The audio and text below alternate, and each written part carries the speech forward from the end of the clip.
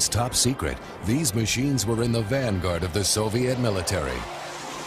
Now, the Russians reveal why their planes and their pilots are still dangerous. If you did this at American airbase, you wouldn't have your career left. Open her up and let her... I tell you, the Russians are pretty good pilots. I mean, those guys, you get in the right circumstances, are going to be could be a very lethal force. I'll put it this way. A pilot in an F-18 and a pilot in a MiG-29 should be friends. I wouldn't want them to come into conflict with each other, to fight against one another. There are no dummies. I mean, those are some pretty smart people over there, and heroic people. Many believe it would have been a close contest. America's jets and pilots against Russia's. But they would have approached the battle very differently. Kind of the whole philosophy of Russian fighters is rugged nature, max performance, passive weapons, ease of maintenance in the field. All those combined into one philosophical bent that is quite different from Western fighters.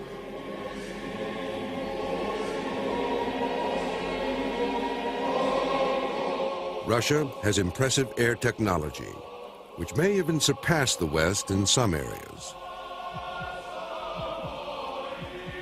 But their way of doing things has a practical, almost primitive side that baffles Western observers.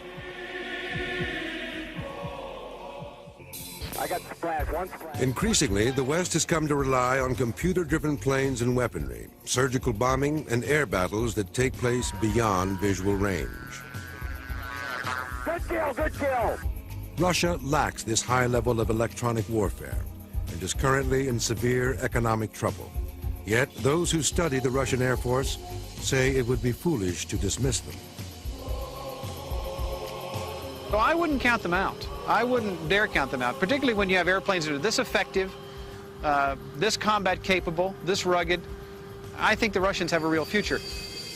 American pilot Jeff Ethel has flown over 200 types of military aircraft, including the American F-15, 16, and 18, and the Russian MiG-21 and 29.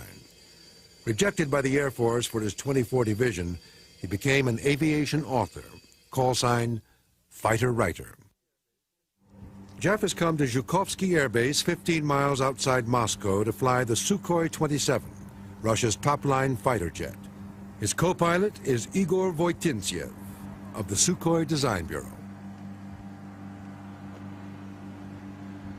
From the Bureau's secret corner of the airfield, Nova procured a fully equipped Su-27 for Jeff to try. The 25-ton fighter interceptor will reach top speeds of 1,550 miles per hour and an altitude of 59,000 feet. Its greater than 1-to-1 thrust-to-weight ratio gives it one of the fastest acceleration rates of any jet in the world. I would say the first third of the airplane is very, very finely built. It's smooth where it needs to be in the airflow. The last two-thirds of the airplane is very rough. It doesn't need to be built like a Cadillac. So they pretty much refine it where it needs to be and leave the rest of it alone. Jeff wanted to fly the Su-27 to feel what Russian fighter pilots have at their command.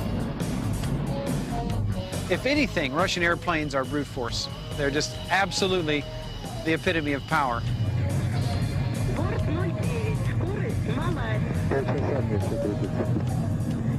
And the first thing we did was a terrific low level. And Igor was quite happy to be right down in the street. Igor said, here, let me take it. We went down into a riverbed.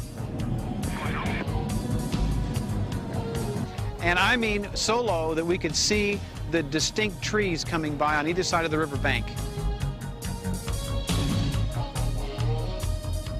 Low-level flight is dangerous, especially at a blistering 650 miles an hour.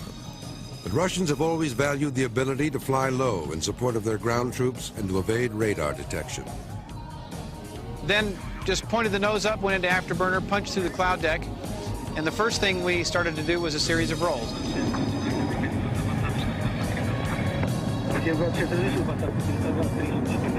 I show you turn with afterburn. Okay? pulling high G in this airplane did not seem to be as uncomfortable to me as maybe in some other airplanes. Probably not as good as an F-16 because you're lying down a bit, but certainly easier than most airplanes that you sit up in. Little overshoot. Quite frankly, the capability is to turn very fast, very tight, low. And that's an important capability for evading enemy aircraft fire, enemy missiles.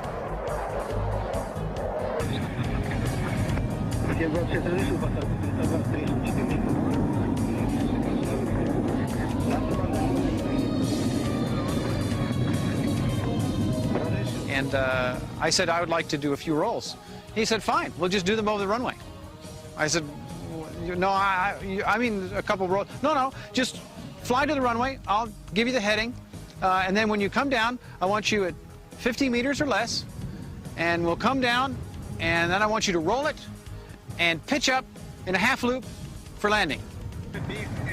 So here we come, roaring across the runway. I mean, zipping along, and I'm figuring I'm pretty low. He says, you're not low enough.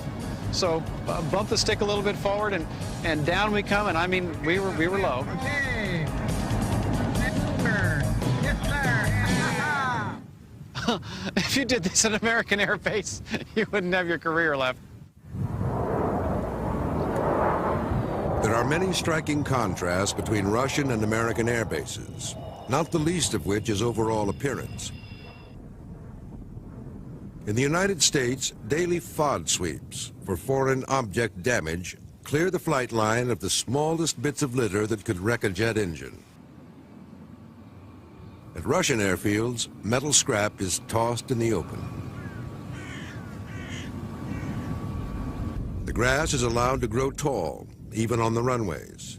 Birds, lethal to an engine if sucked inside, gather freely in the fields around the tarmac. To the Russians, there is an undeniable logic behind the mess. After all, the field of combat would hardly be cleaner. Walking around a Russian air base is quite a unique experience for an American who is used to seeing everything picked up and nothing that can get in the airplane, and here that isn't the case. It doesn't need to be. Russian jets are designed to perform in less than ideal conditions.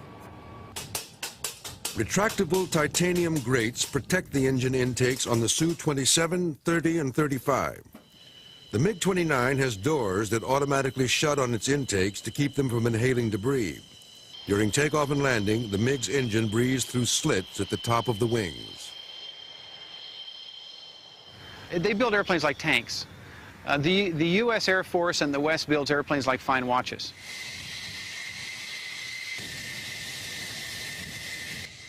The U.S. builds sleek, sophisticated fighters that require teams of trained specialists to service them.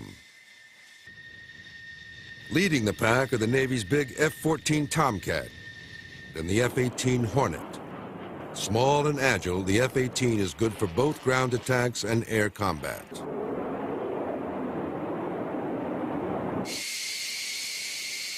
The heavier F-14 carries a larger weapons load and more fuel than the F-18.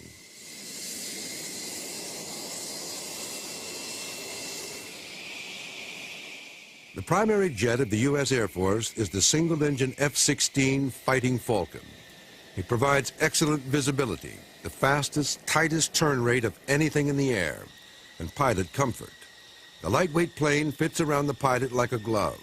He doesn't so much fly this jet as wear it. The F-16 is the Porsche of airplanes. I mean, it handles great, it goes fast, it feels good. Your seats recline to help you with the G-forces. Everything's right out here like a big video game, and it's a sweet ride. While the Russians admire American planes, they consider them almost too delicate for the rigors of war.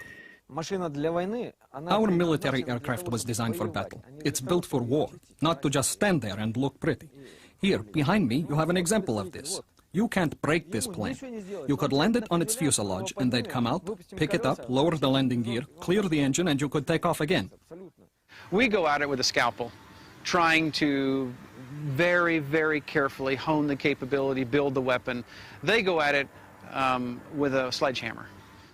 Two design bureaus, originally under strict control of the Soviet government, are responsible for the look and performance of Russia's top fighter jets.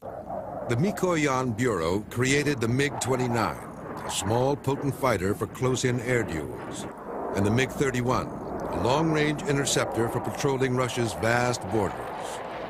From the Sukhoi Bureau came the Su-25, a flying tank for ground support missions.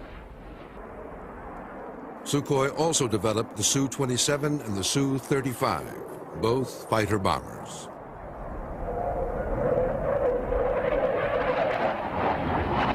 The Russians also claim they have the best ejection seat in the world, seen here in test footage. The seat propels the pilot out and away from the fuselage with a force of 20 Gs, while restraining his arms and legs. You know, it's bad manners here to compare what's mine to what's yours. But when I flew in the F-18, it took half an hour to buckle me into the seat. It's just not practical. In the final analysis, this can really reduce the battle readiness of America's Air Force. Here we just jump in and buckle up. In your planes, one person can't do it himself. You've got hands and legs going everywhere.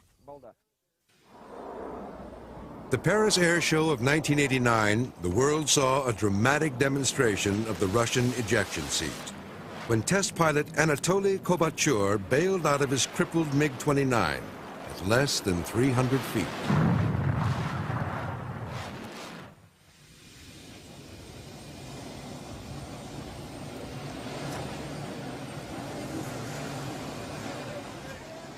Kovatyur walked away from the accident.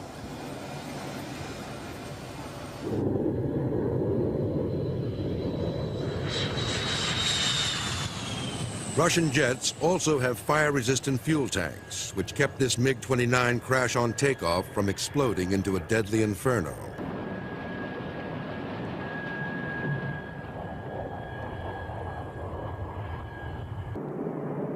Russian test pilots were among the first to experience extreme G-force in the days before its effects on the human body were understood.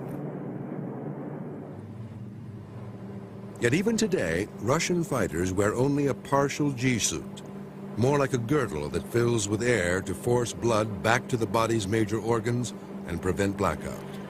You know, we always try to wear the maximum amount of G protection we can get. Now we're even talking about full G-suits that go from your neck all the way down. In Russia, there's also maybe a bit more of a, I'd say, a macho attitude toward flying. They sometimes do not wear G-suits in their airplanes. Sometimes we're an abbreviated G-suit. So in the West, we'd probably be a bit shocked at that. In the breakneck race for faster, deadlier fighters, Soviet Russia and the U.S. built machines that reached speeds in excess of Mach 2, twice the speed of sound. Maneuvers in the Su-27 or F-16 can put up to 9 times the force of gravity on the pilot. But it is how the two countries employ this technology that sets them apart.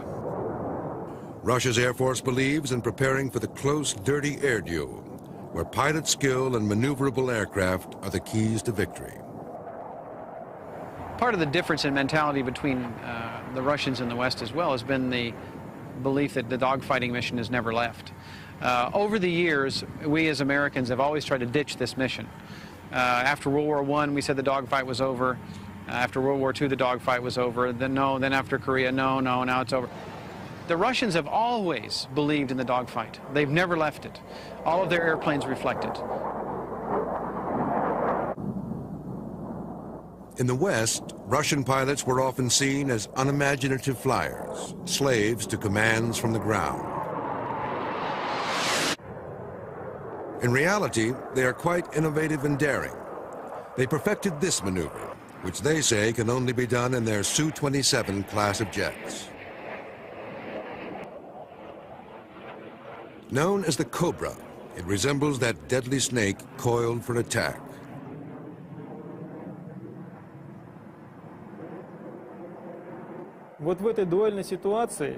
In a duel situation, if two aircraft are closely matched, it's hard to win the duel. The Cobra lets a pilot who's being pursued rise above and slide behind his adversary, thus becoming the